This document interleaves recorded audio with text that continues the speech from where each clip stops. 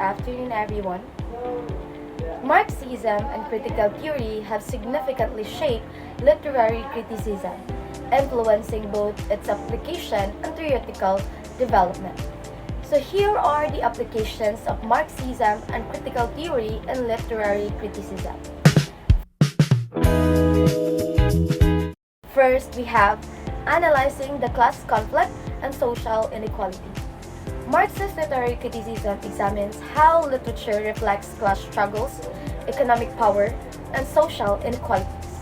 It critiques how literary works uphold or challenge existing power structures, particularly those related to class and capitalism. Next, we have critiquing power in social institutions. So this approach investigates how institutions like governments, schools, and legal systems maintain power structures, often benefiting certain groups while disadvantaging others. Next, we have understanding ideology. So Marxist and critical approaches help to uncover the underlying power dynamics within society and how these dynamics are reflected in literature.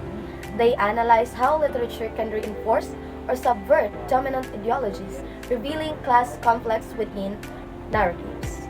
Next, we have cultural and literary analysis. So analyzing literature to understand the representation of class conflict and social meaning, critiquing cultural products and the role of media and mass media in society. And lastly, we have interdisciplinary analysis.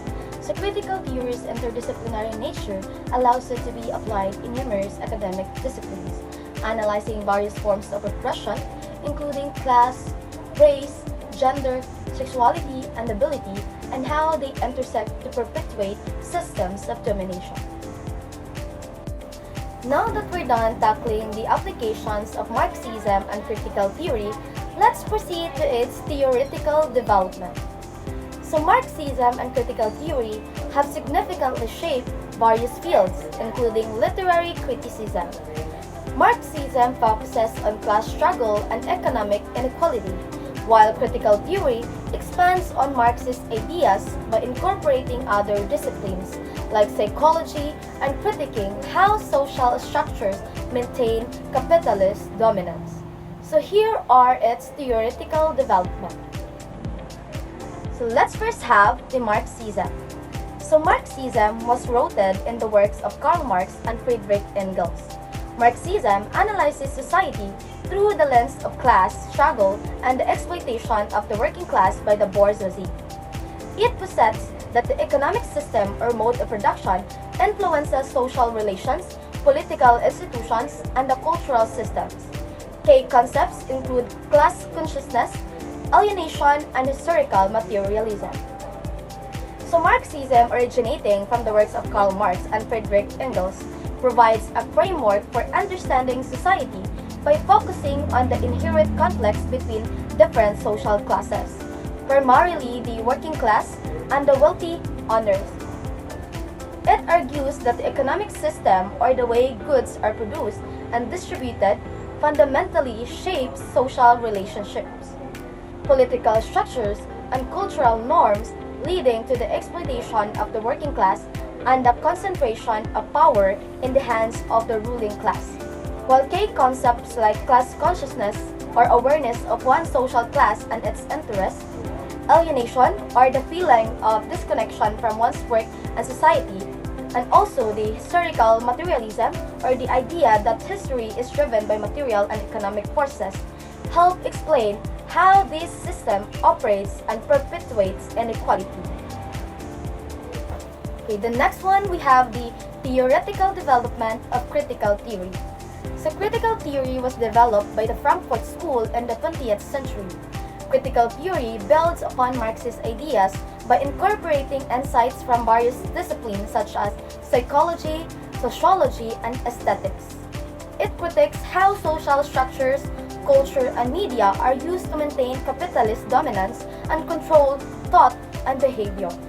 Critical theory examines the historical and personal experiences to understand social reality and guiding discussions about what ought to be. Okay, so critical theory emerging from the Frankfurt School in the 20th century. extends the Marxist ideas by integrating insights from diverse fields like psychology, sociology, and aesthetics to analyze how social structures, cultural norms, and media outlets function to uphold capitalist dominance and manipulate individual thought and behavior by examining historical and personal experiences.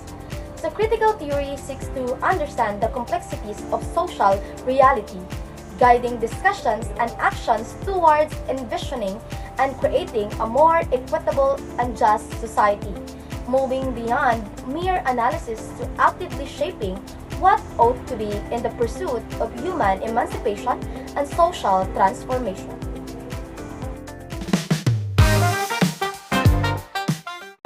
So hello everyone, once again, good day. And now let's proceed to the assumptions of Marxism and critical theory.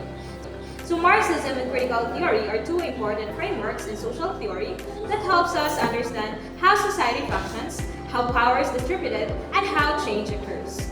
So both approaches are rooted in the critique of inequality and oppression. Yet, they focus on different aspects of society and human experience. So understanding their assumptions provides insights into how social structures, cultures, and ideology shapes our lives. First, discuss the assumptions of Marxism. So Marxism is developed by Karl Marx and Friedrich Engels. It is primarily concerned with economic structures and class relations. One of its central assumptions is that society is fundamentally divided by class. So there are two main classes. First is the bourgeoisie. Bourgeoisie are the ones who own the means of the production, such as factories, land, and capital. And the other one is the proletariat. So proletariat are the ones who sell their labor in exchanges for wages. So this division creates an inherent inequality as the bourgeoisie profit from the labor of the working class. So Marxists believe that this exploitation is not accidental but a structural feature of capitalism, which exists to maintain the wealth and power of the ruling class.